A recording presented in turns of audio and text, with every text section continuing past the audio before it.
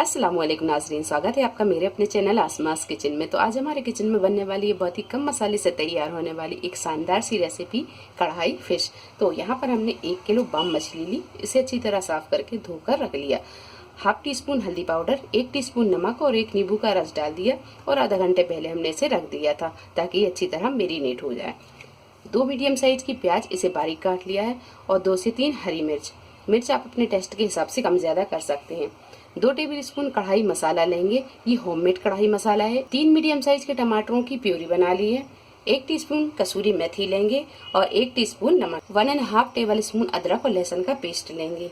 Half tea spoon पिसा हुआ गरम मसाला और हाफ टी स्पून लाल मिर्च का पाउडर। मेथी दाना लेंगे 1/4 टीस्पून बघार के लिए और थोड़े से हमने करी पत्ता लिए हैं।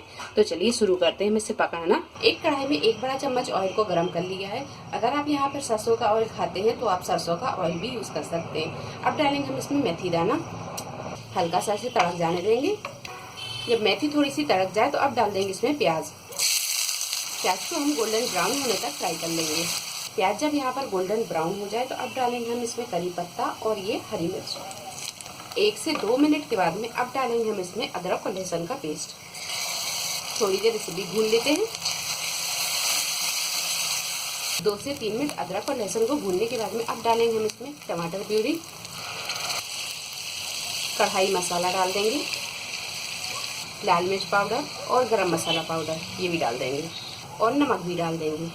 गैस की फ्लेम को हम यहाँ मीडियम टू हाई पर रखेंगे और इसे लगातार चलाते हुए भून लेंगे। अगर मसाला थोड़ा सा चिपकता है तो इसमें हम पानी भी डाल देंगे। मसाला यहाँ अच्छी तरह भुन गया है। अब डालेंगे हम इसमें मछली डालने से पहले हम इसमें डालेंगे थोड़ा सा पानी। तो ग्रेवी हमें जितनी गाढ़ी या पतली पसंद होगी पानी हम उतना डाल देंगे। तो यहाँ हम आधा कप के करीब पानी डाल रहे हैं। आधा कप पानी हमने डाल दिया है और ग्रेवी अभी मुझे थोड़ी सी गाढ़ी लग रही है तो इसमें हम थोड़ा सा पानी और डालेंगे।